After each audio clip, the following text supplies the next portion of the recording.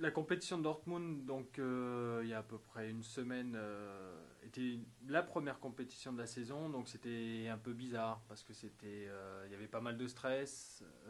J'arrivais avec mes deux nouveaux programmes, donc je, j'étais curieux et en même temps inquiet de savoir comment mes programmes allaient être perçus, que ce soit par les juges, par le public, par les contrôleurs spécialistes. Donc globalement, il y a eu de bonnes choses. Après, ben, je me suis rendu compte que j'étais pas tout à fait prêt, mais bon, j'en avais conscience, hein, que j'avais pris du retard. Mais ça m'a débridé pour la suite de la saison.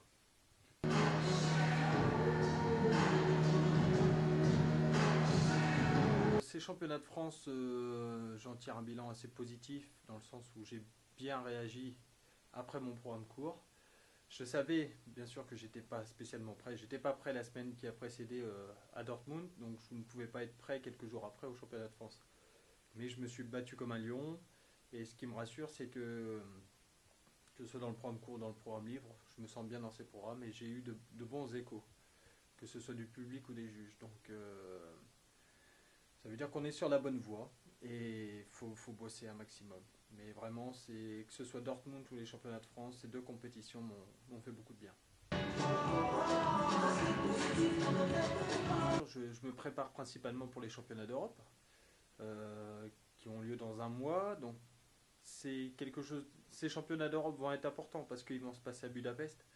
Et c'est à Budapest, il y a 10 ans, que j'ai remporté mon premier titre. Donc d'un point de vue personnel, c'est vrai que c'est autre chose qu'un championnat d'Europe normal. Après, voilà, ce qu'il faut, c'est pouvoir obtenir, faire une bonne perf, si possible être sur le podium, mais je pense que c'est largement faisable, pour pouvoir bien se placer en vue des Jeux Olympiques. Donc là, c'est vraiment, je me focalise que sur les championnats d'Europe.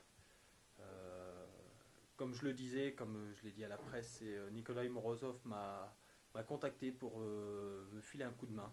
Donc justement, je pense que ce serait une bonne idée de travailler avec lui pour travailler sur les petits pas, sur certaines transitions qui peuvent être améliorées dans mes programmes.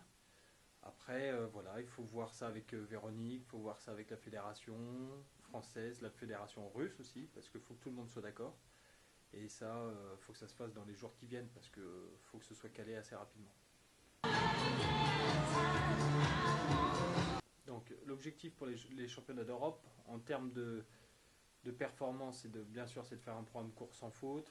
Enfin, ça serait de faire deux programmes, le programme court et le programme libre sans faute, euh, avec quadruple triple dans le programme court et deux quadruples dans le programme libre. Donc c'est largement faisable. Donc là-dessus, je suis pas spécialement inquiet. Après, c'est rajouter une combinaison triple-triple, avoir des niveaux 3 ou 4 dans les pas et les pirouettes, et surtout une meilleure forme physique pour pouvoir exploiter à 100% le programme du début à la fin. Et non pas être sur la réserve. Même si j'ai bien patiné au championnat de France, j'étais encore un petit peu sur la réserve parce que je ne savais pas comment j'allais terminer cette compétition. Et pour les Jeux, voilà, ça va être la dernière compétition, donc tout lâcher. Ce qu'il faut, c'est pas de regrets. Après, je vais pas parler en termes de place parce que on est une dizaine de patineurs à pouvoir être sur le podium aux Jeux Olympiques. Donc je peux très bien être troisième, deuxième, comme je peux être 10 ou 12. Donc ce qu'il faut, voilà, c'est faire une bonne perf et puis tout donner.